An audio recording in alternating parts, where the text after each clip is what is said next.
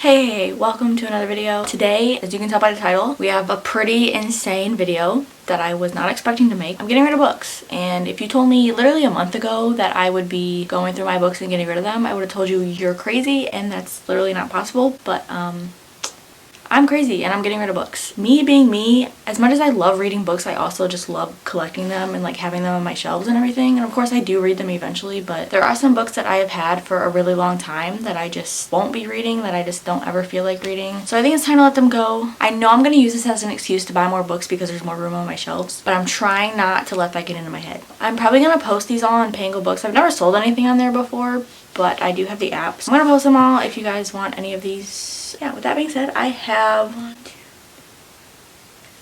17 books. I could definitely have a lot more, but we're not gonna talk about it. I just can't let go of some of them at the moment. So I will be showing you the 17 books that I am parting ways with. First up, we have Crazy Stupid Romance by Lyssa Kay Adams. I think this is like the third book in a series. I believe they're all companion novels, but you don't have to read them in order. But I'm someone who likes reading those types of books in order. And I don't own the first two books. I've only had this one because it's about a cat cafe and I love cats, so I thought this would be the perfect read for me. But I haven't gotten around to it yet, and I know I'm not going to read this until I read the first two books. But I have no intention to buy the first two books, so I'm just going to get rid of this one because I don't see myself reading this. Also, if I show any of these books and you guys think that it's an absolutely amazing book that I should not get rid of and I should actually read, please let me know, even though I shouldn't.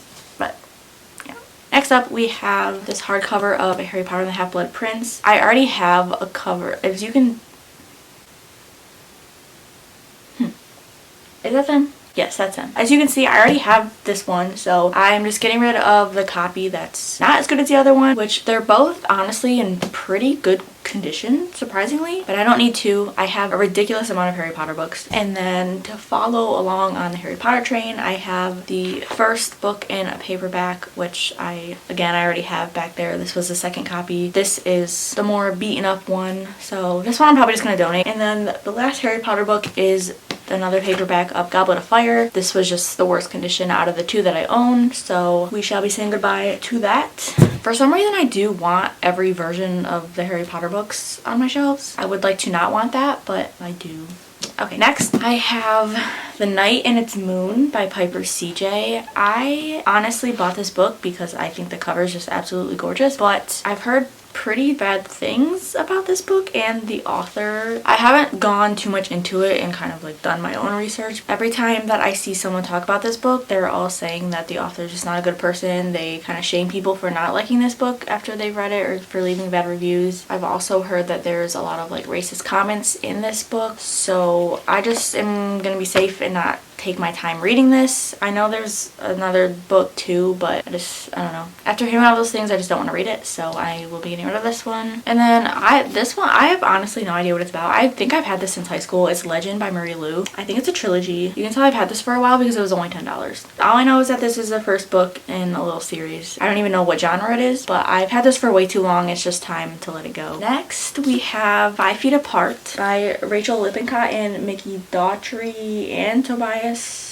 Iconis. That's an interesting last name. I know. Was this turned into a movie or a show? I think it was turned into a movie. I love the cover. Very pretty. I believe I got this from Book Outlet too, so it was only a few bucks. I used to buy from Book Outlet all the time, which I would just throw random books into my cart because they were pretty cheap. So I ended up buying books that I didn't really want fully, so I ended up with this one and I haven't read it yet, so I just know it's not gonna happen. There are some books that I have on my TBR that I know that I will get to eventually, like 100%. Some I just know that I won't be, so that's why we're getting rid of them, because I'm sick of looking at them. Next, this might be a book that I've had since middle school. We're going way back in time here, but it is Secretariat by William Knack. I believe either my parents or like my aunt got this for me because I loved horses. They're still my favorite animal. I rode horses when I was growing up, and if you don't know, Secretariat is like a very huge professional racehorse, or was. I'm pretty sure that they are not here with us today. Yeah, I think this is just a true story about this racehorse. That's pretty much it. I maybe would have read this in middle school if I ever got around to it, but now it's never gonna happen. Then I think I've mentioned this book before on my channel, but this is Spinning Silver by Naomi Novik. In February, I did one of those blind date things with a book in Barnes & Noble where they're like wrapped up and they just have little descriptions written on them, and I picked this one. I got about, I think maybe 100 or so pages into it, and I was just really trying to pull through it, and I gave up. I DNF'd this. I just figured I would have to get rid of it because I know I'm not going to go back to it, which sucks because a lot of people have talked a lot of good about this book. I really couldn't get into it. It was very dragged out for me. I would just rather part ways. Then, I have no idea where this book came from, but this is Cell by Stephen King. I have never read a Stephen King book. I was reading it. I have it right here. I'm like 300 some pages into it. I think I started it last October and I haven't picked it up since then. It is a book that I will eventually finish, but it's just a lot for me. That is the only Stephen King book that I have other than this. I am gonna get rid of this. I don't even know how I acquired this book. I'm not really into scary things anyway. I mean, I'm pretty sure all his books are like horror books. I'd rather read a scary book than watch a scary movie, but I'm just not gonna do it. And then this one is very surprising to me. It is Dune by Frank Herbert. This was one of the books that I tried to read. I got like 20 pages into it, and this was a lot for me. I do struggle with like very descriptive fantasy or sci-fis, so I knew this wasn't gonna happen. I really wanted to read it because, you know, everybody was liking it and there was a movie coming out and I wanted to finish it before the movie came out. I've never seen the movie still. I mean, I guess it's fine that I didn't read this book. But yeah, this is a really complex sci-fi novel. I don't have that focus yet to read a book where you have to completely learn a whole new entire world and a bunch of vocabulary, which sounds so bad, but it's just not in my interest right now. Next, I don't know where this came from either. I think maybe my aunt, but this is Year One by Nora Roberts. I know she has a ton of books because the last time, or the time before the last time I was in Barnes & Noble, I saw her name everywhere. Like, she had a whole shelf. I've never read any of her books. I don't really know what genre she writes, but this is the first book in Chronicles of the One, it says. Just not gonna happen. Okay, next, I have some things to say about these, which I'll get into, but first I'm gonna show you Normal People by Sally Rooney.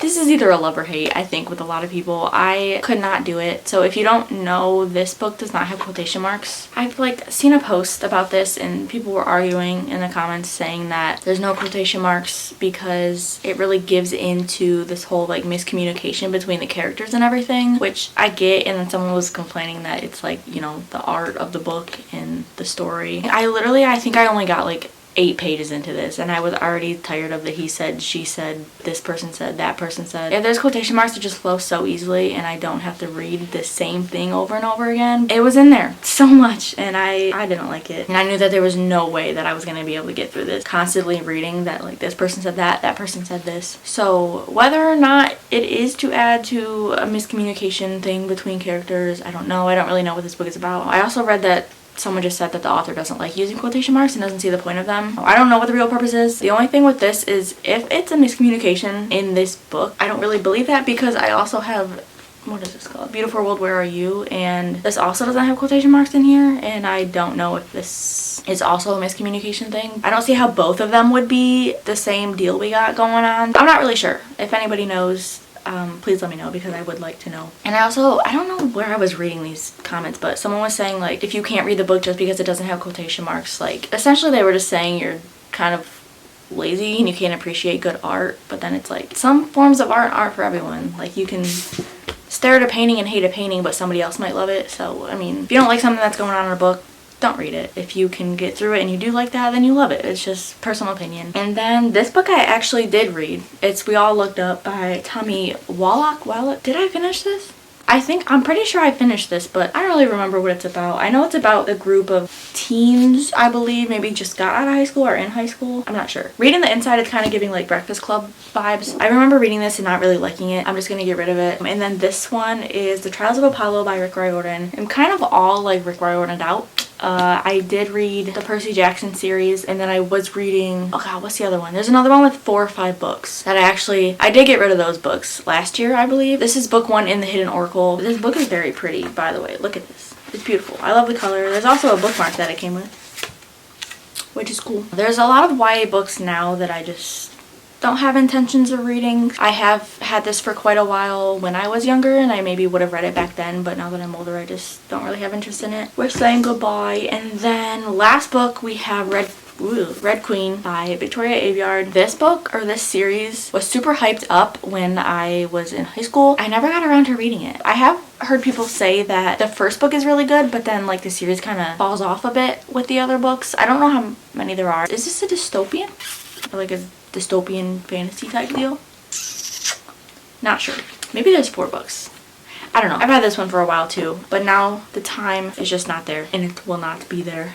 So those were the 17 books. I guess I'm not like too sad about getting rid of these because the majority of them I haven't read yet, so it's like I don't have any sort of connection to it. I'm proud of myself for finally getting rid of books. Most of these I just want to not look at again, because sometimes when you have books on your shelf for almost a decade and you still haven't read them yet, it's just a little it's a little rough. It's always like, why am I not getting rid of that book? I don't know. I just have a weird attachment to books. Even if I've never read them, or even if I read a book and literally hated it, I still keep them on my shelves. That's me. And that will be it for this video. Feel free to stick around and subscribe if you want to see more book videos or just other random videos that I decide to do. That's it for this one. I'll see you in my next video, whatever that may be. Use this as motivation to go through your books and get rid of some, because I know that you probably need to. We can buy new books together to replace their little spaces. Yeah, that's it. I will see you next time. Bye.